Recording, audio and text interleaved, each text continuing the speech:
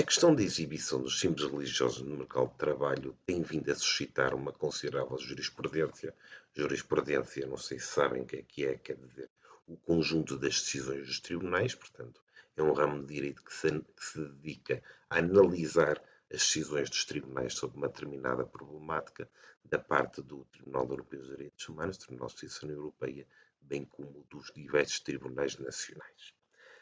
Esta é uma matéria consideravelmente interessante porque entra no designado núcleo duro das sociedades contemporâneas, que é um problema de saber como conciliar a esfera civil e religiosa, no dizer do professor Hartmut Rosa. Esta é uma matéria bastante complexa, desde logo porque cada país teve o seu próprio processo de evolução.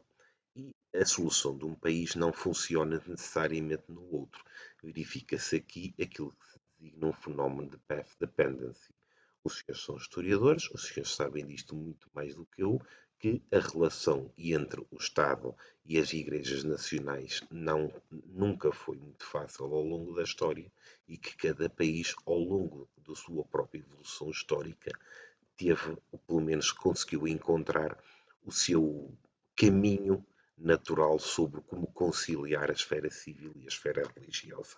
Sendo que esse processo doloroso de evolução histórica ditou, ou pelo menos influenciou consideravelmente, as soluções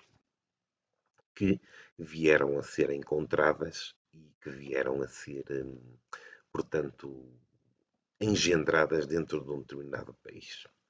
Ora, a título de nota introdutória, deverei igualmente dizer que atualmente estão ultrapassadas as teorias de origem marxista que defendiam que a evolução económica, social e cultural das sociedades iria necessariamente levar ao desaparecimento das expressões religiosas. Isto porquê?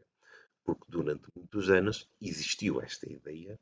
hoje em dia já desmentida, de que a religião era o produto da ignorância, da falta de cultura e das dificuldades das estruturas económicas e sociais das pessoas. E que à medida que as sociedades fossem ficando cada vez mais ricas, mais educadas, mais cultivadas, necessariamente as religiões iriam desaparecer por si mesmas. Ora, nada de mais falso, muito embora hoje em dia a maior parte dos Estados, pelo menos dos que fazem parte do nosso bloco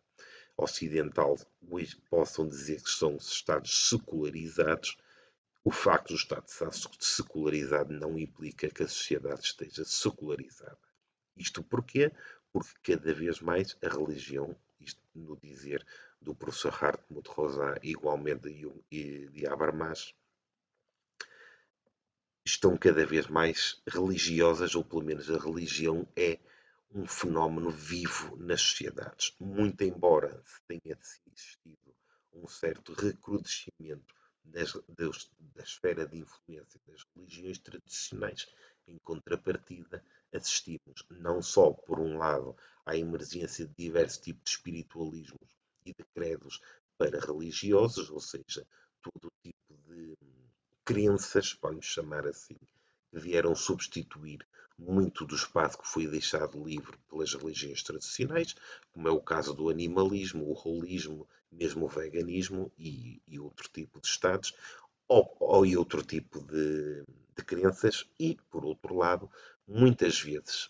temos assistido a diversas manifestações religiosas como símbolos étnicos, como, ao fim de contas, de manifestações de uma determinada identidade minoritária dentro de uma sociedade, como é o caso do véu islâmico, o kippah hebreu, o dastar sikh e muitos outros. Um denominador comum nestas problemáticas consiste naquilo que eu designo a judicialização dos conflitos. Os tribunais foram cada vez mais chamados a decidir as fronteiras da liberdade religiosa, ou seja, foram cada vez mais chamados a decidir qual é que é o lugar da religião enquanto um direito individual numa sociedade ou num Estado que está cada vez mais secularizado. Como exemplo desta diversidade de tendências, eu posso citar dois acórdãos que foram emitidos em período temporalmente muito próximo. Um é de 2013 e foi emitido na França, que é o chamado o caso Baby Loop. O outro foi o Acórdão do Tribunal Constitucional Alemão de 27 de janeiro de 2015. Ora, em ambos os casos estava em discussão uma problemática muito idêntica, que consistia em saber se um infantário poderia impedir uma trabalhadora, neste caso uma educadora de infância, de fé islâmica, se poderia ou não impedi-la de utilizar o véu islâmico no local de trabalho. E a este respeito surgiram pelo menos duas decisões que foram diametralmente opostas. No caso Baby Loop, na França, entendeu-se que era perfeitamente legítimo um infantário impor uma regra de neutralidade religiosa dentro do local de trabalho, proibindo os trabalhadores de envergarem qualquer tipo de símbolo religioso, fosse ele qual fosse, uma vez que se entendia, pelo menos foi esse o entendimento dos tribunais franceses, que as crianças, ou antes, era perfeitamente legítimo um determinado estabelecimento que impusesse essa regra por forma a impedir as crianças de serem confrontadas com expressões religiosas diferentes das suas e, como tal, promover a paz social e promover, ao fim de contas, uma certa uniformidade no local de trabalho. Trata-se, como nós podemos imaginar, de uma visão da religião que vê a religião como um fator divisivo dentro das sociedades, que vê a religião como um fator eh, desagregador das pessoas, sendo, evidentemente, perfeitamente legítimo, pelo menos foi o entendimento dos tribunais, que no local de trabalho a religião ficasse de fora, de forma a promover a integração das pessoas. Ora, o Tribunal Constitucional Alemão tomou uma decisão diametralmente oposta e vem dizer o seguinte: muito embora o proselitismo, ou seja, o entendimento de que um determinado professor quisesse fazer propaganda religiosa no local de trabalho fosse, como é evidente, inadmissível, a simples exibição de um símbolo religioso, neste caso o véu islâmico, por parte de professores, na ausência de manifestações de proselitismo, era uma simples emanação da pluralidade da sociedade civil que não punha em causa a neutralidade do Estado. Ou seja, o que o Tribunal veio a dizer foi de que a sociedade é necessariamente plural, as pessoas não são todas iguais,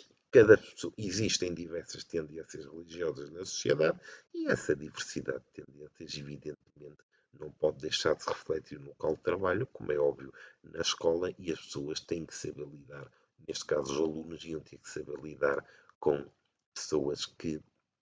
não tinham a mesma religião, que tinham, portanto, símbolos religiosos diferentes e, como tal, eh, tinham que, ao fim de contas, ser preparados para a pluralidade que os ia aguardar no, quando saíssem da escola e ingressassem no mercado de trabalho. Ora, trata-se, como vocês podem ver, de portanto, duas abordagens completamente distintas relativamente à religião e da maneira como a mesma deve ser integrada no âmbito da sociedade civil. No lado da França, temos uma regra de neutralidade, ou seja, a religião deve ser relegada estritamente por uma questão da vida privada, ao passo que no caso do Tribunal Constitucional Alemão temos a religião como integrante da esfera pública e com a qual as pessoas devem saber lidar. Passando, por outro lado, mais especificamente para a questão dos símbolos religiosos no local de trabalho, tem vindo a emanar, ou pelo menos tem vindo a desencadear, vamos chamar assim, um conjunto muito complexo de decisões,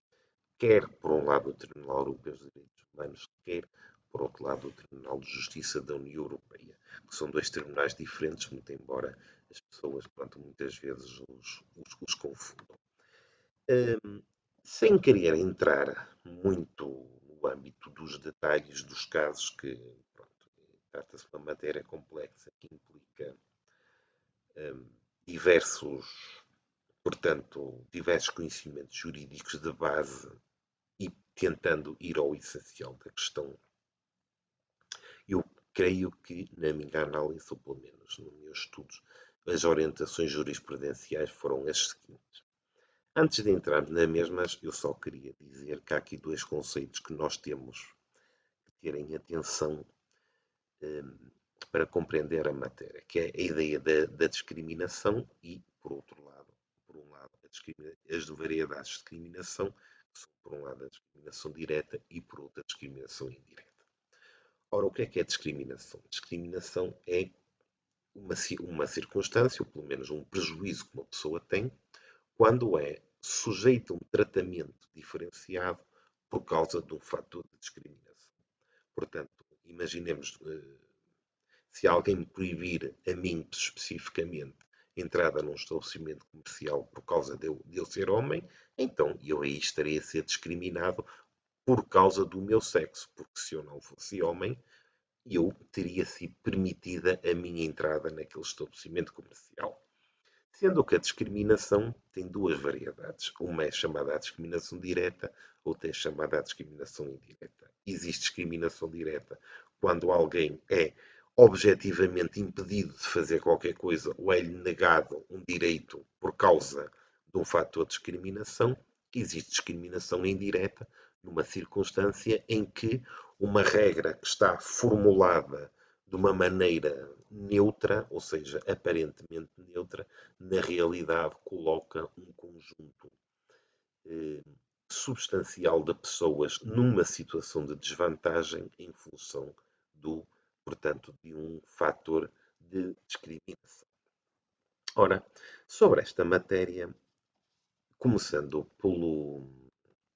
pela discriminação direta,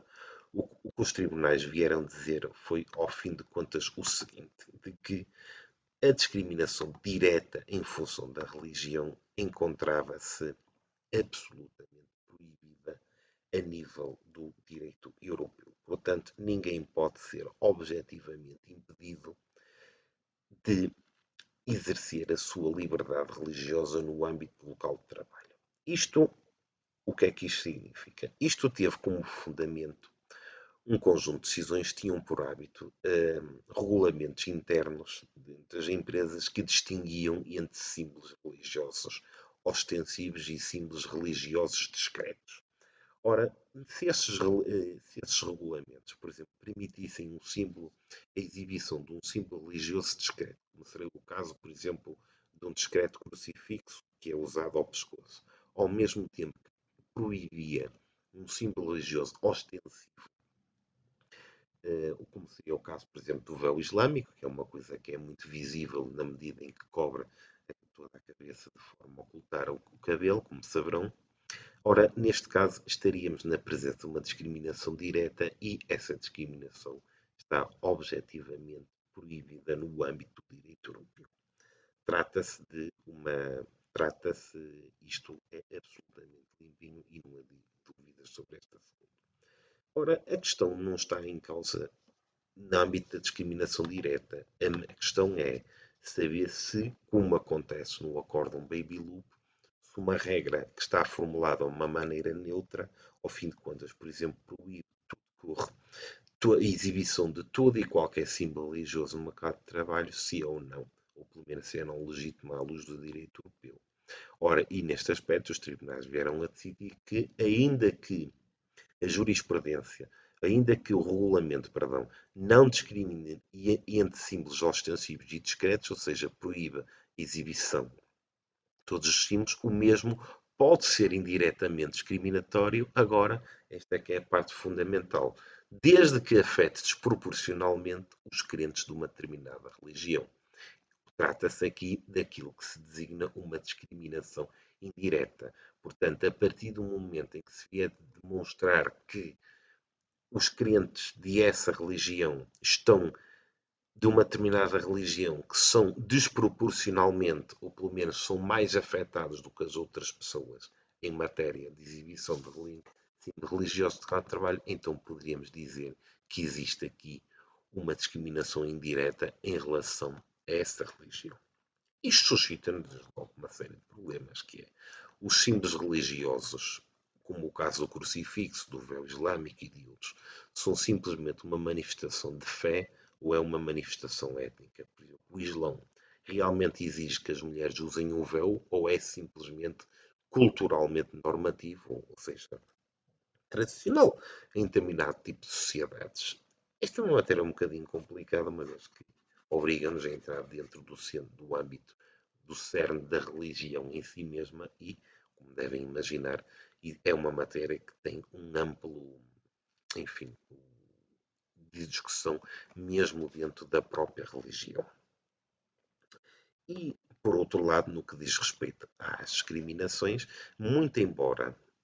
se pudesse entender, ou pelo menos se entendesse que poderia haver ali uma discriminação indireta da parte da empresa relativamente a uma determinada religião, os tribunais ainda assim entenderam que essa justificação, ou antes, essa discriminação poderia ser justificada desde que, e isto, houvesse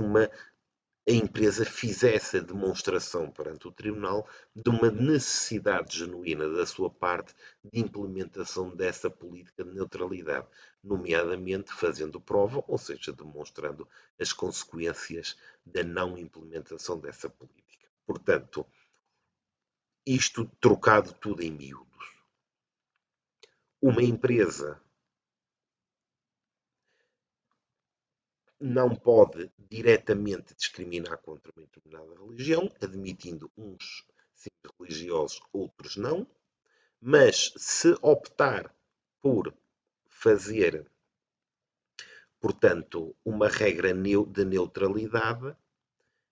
proibindo absolutamente todos os símbolos religiosos no local de trabalho, então aí poderá estar a cometer uma discriminação indireta, mas admite que essa discriminação seja justificada desde que a empresa demonstre a necessidade genuína da sua parte de implementação dessa política de neutralidade. Por exemplo, demonstrando que, tomando em conta o objeto social deles, o tipo de clientes com quem eles lidam, etc., que preferem, portanto, um ambiente de trabalho mais neutro.